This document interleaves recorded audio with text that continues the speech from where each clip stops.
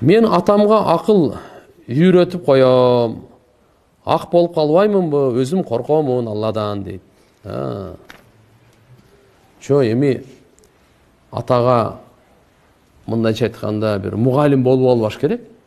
Бир кейбир керек нерсе боло турган болсо, айтып койсоңуз, ага пайдалуу да. Анын деле сыймыгы да. Акыл үйрөткөндөй эмес, ага мындайча айтканда сөздү айтканда үстүртөн таштабай, астыдан сунуш кылып айтпаңыз, ата мындайраак болсо керек. Сөздү. Ушундай болсо жакшы болот эле, мен ушундайды уктум эле.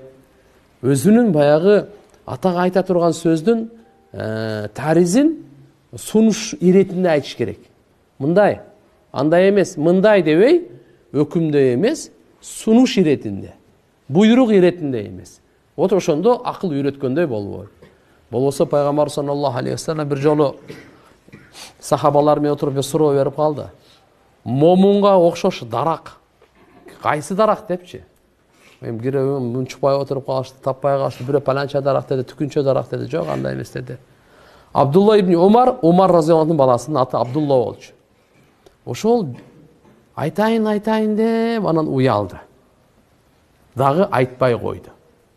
Кийин пайгамбар саллаллаху алейхи ва саллям ал курма дарагы деп айтты. Анан кайтып келатканда атасына айтып атпайбы Абдуллачы? Умар разияллаху баласы. Ата, мен жүрөгүмө келди эле ушунун жообун айтайын деп аттым эле. Бирок уялып айтпай койдум дегенде Умар разияллаху баласын урушту.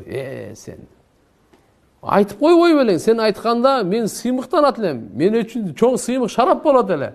Ошончо сахабалардын арасында менин балам жооп берди депчи. Бул акыл үйрөтүү эмес. Эгерде биле турган болсо, айтып койсо, бул жакшы нерсе болот. Көп учурларда пайдалуу болот. Бирок атага бирок түзмө-түз болгондо, баягындай дагы бир айтып коеюн, башкаруу.